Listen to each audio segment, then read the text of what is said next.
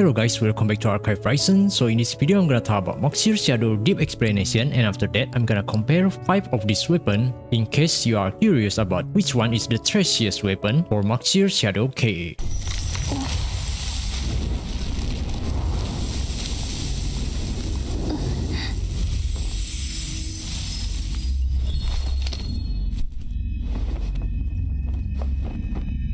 So MAUXIR Shadow is a 5-star Chaos Elemental damage dealer and also a support operative who specializes in damage amplifier. As a support operative, MAUXIR have a very good synergy with the operative that have a slow fire rate but can deal a huge chunk of damage, like the sniper operative or shotgunner. And also she can work very well with Chasing Ethereal Cloud because her ability to make another target apart from a single target enemy can give Chasing more advantage that she able to lock on both of the target with her standard skill at the same time. And also because her ability to pull out a static part from the enemy, she can be very useful especially for mobile phone players. That you no longer need to aim properly to the fast moving target, instead of you can just pump out of your damage to the cabinet itself. When she using her standard skill, MAUXIR will throw the cabinet toward a target and knock up all the enemy around the target. And you can also charging her skill by press and hold the skill button, but charging the standard skill will keep consuming her stamina. The longer you charge her skill, the faster cabinet movement toward the enemy will be. And also the AoE damage from the explosion will become more powerful. Here you can see that if you throw the cabinet after a few charges only, the cabinet travel speed towards the enemy will look more slower. But if you charge it more longer, like about 4 or 5 times swings, then the cabinet travel speed towards the enemy will become more faster. But that is not the main reason we charge her skill. The main purpose we charging her skill is because we want to increase the explosion damage even further. That we need to reach the Heaven on Earth pass, where if we manage to reach the Earth Ritual pass, the explosion damage will increase by 1.5 times. But if you manage to reach the Heaven Ritual pass, then the explosion damage will increase by 2.5 times the original damage. And in order to reach this, it's quite simple that you need only to swing about 1 second, you can already reach the 2 pace of Heaven on Earth Ritual. And also when you're charging her skill, you can also move around while swinging the cabinet. And every enemy that close to you, their action will keep getting interrupted by cabinet swing, so they can't attack you at all. But that won't deal any damage to them. And also, after the cabinet getting thrown, the cabinet can pull a little bit every enemy that close to its path. But because the pulling force is so weak, so let's forget that that thing exists. And the downside about her standard skill is that her standard skill have a slow cooldown that is about 15 seconds that can decrease the standard skill DPS a lot. So here is a calculation I did about her standard skill. So the standard skill DPS is from her standard skill max charge divided by her standard skill cooldown and her casting time. And if you combining it with a sustained DPS shot, then it will only deal decent damage if you use her as an active operative for mobs clearing.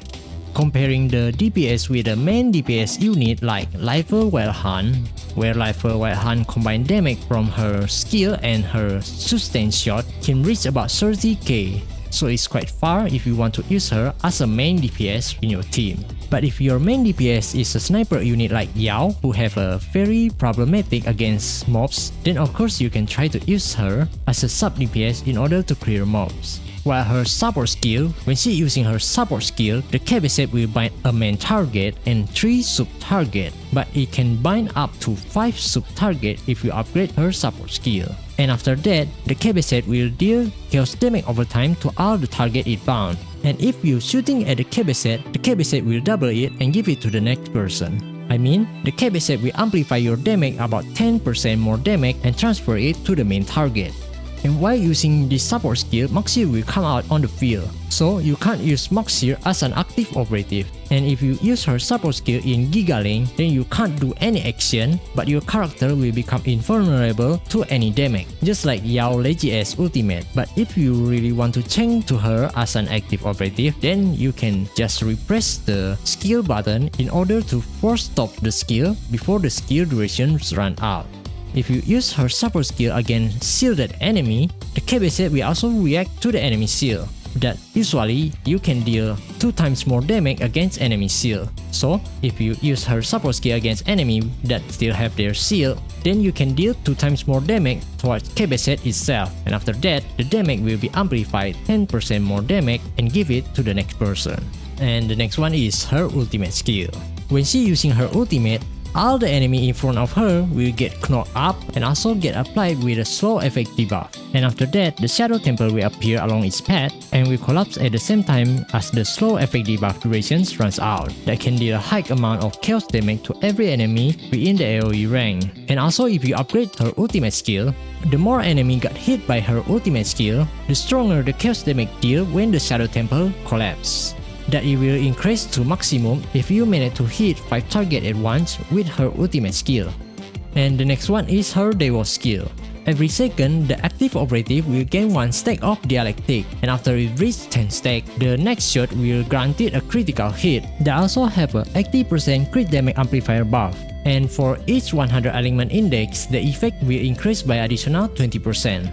And the last one is her manifestation.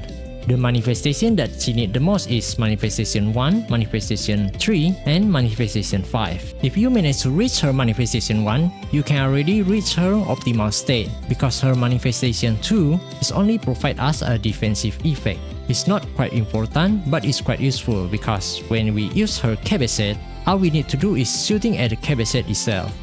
So oftenly, we just embrace all the damage or projectile that come to us. So by decreasing the enemy attack that got bound by the support skill is quite helpful for our survivability. While for her M3 is very helpful because it can increase the support skill duration by 4 seconds to 5 seconds. That means more duration, more final damage buff you can get. While for her Manifestation 4 is only increase the support skill level by 1 and reduce the support skill cooldown by 1 second. While for her Manifestation 5 is the most powerful one by increasing the final damage buff from 10% to 20%. This one indeed is very powerful buff, but it's kinda unreachable if you are free-to-play players or a light spender. But if you have so much money to whale, whaling up to this Manifestation is so much worth it. And the next one is her Logistic talent. The most recommended talent combination, it will look like this. That the most important talent is max HP. Just make sure you manage to find a max HP on each Logistic talent. And the second most important is her element index. While for her third talent, of course it will be chaos damage. But if you not manage to get element index or max HP, then you can go with the skill has talent as the third important talent. Because even though her support skill can reduce its cooldown by itself every time the main target getting defeated before the skill duration runs out, but if you use it against boss, then the skill has talent from Logistic will need it in order to reduce her support skill cooldown because her support skill cooldown is quite long. So the last one is the weapon comparison. So here is the simple calculation I did in order to compare 5 of these weapons. The first one is 5-star weapon Alloy Truth, and the second one is 5-star weapon 100 Battle Veteran, and the third one is tier 5 4-star weapon Wave, and the fourth one is tier 5 4-star weapon Hypochlorous Acid, and the last one is tier 5 4-star weapon Frigate Bird. Among 5 of them, only 3 of these weapons have the max HP buff for MAUXIR Shadows, while for other weapons have the attack percent buff for MAUXIR Shadows. And if we calculate that, weapon that can give MAUXIR Shadows the most highest max HP is Hypochlorous Acid tier 5, while for the second one is 5-star weapon Alloy Truth, and the fourth one is Wave. While for the 100 Battle Veteran and Frigate Bird, they didn't give any max HP buff at all. But because they give attack percent buff, their DPS, their sustained DPS, become the highest. Sustained DPS means that the damage per second while we keep shooting and reloading the gun. So the weapon with the highest sustained DPS is 100 Battle Veteran, while for the second one is Alloy Truth, and for the third one is Hypochlorous Acid. The Wave stands for the fourth one. But why Frigate Bird, who have attack percent buff, become the lowest? Yes, of course, because Frigate Bird is a 5-round burst weapon that makes its unlock time or shooting speed become very low.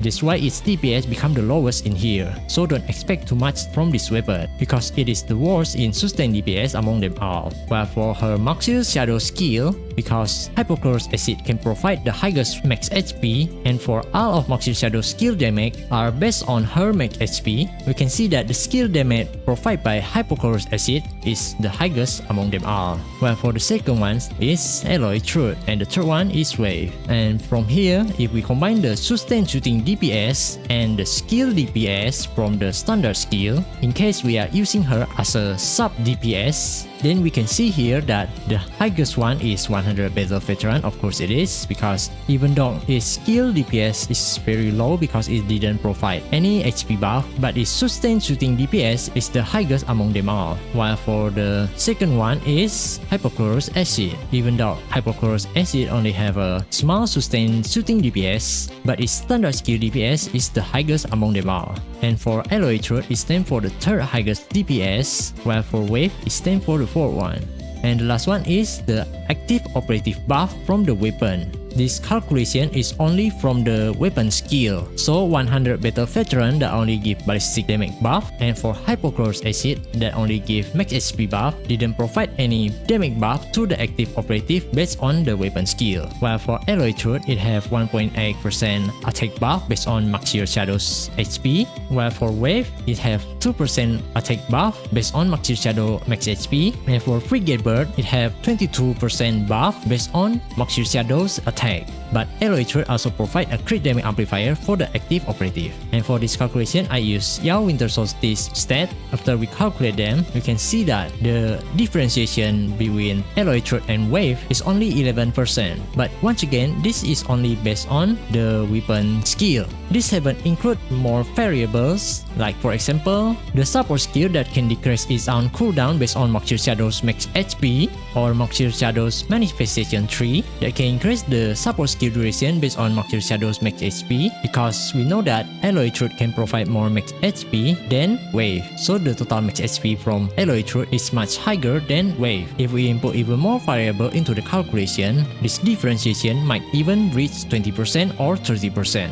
So Alloy Truth damage increment for the active operative can reach high above the Wave. While for Frigate Bird, we better not discuss about it because it's only buff the active operative based on MAUXIR Shadow attack, while MAUXIR stat only have a small amount of attack. And also, by increased attack percent for MAUXIR Shadow is quite useless in here, because most of MAUXIR Shadow skill or any passive effect are calculated based on MAUXIR Shadow's max HP. So increasing her max HP is the top priority in here. So don't you ever think to try to use Frigate Bird on her. If you are free-to-play players, then it's highly recommended you to use Wave as a free-to-play weapon. I think that's all about the comparison between them. So what do you think about MAUXIR Shadows?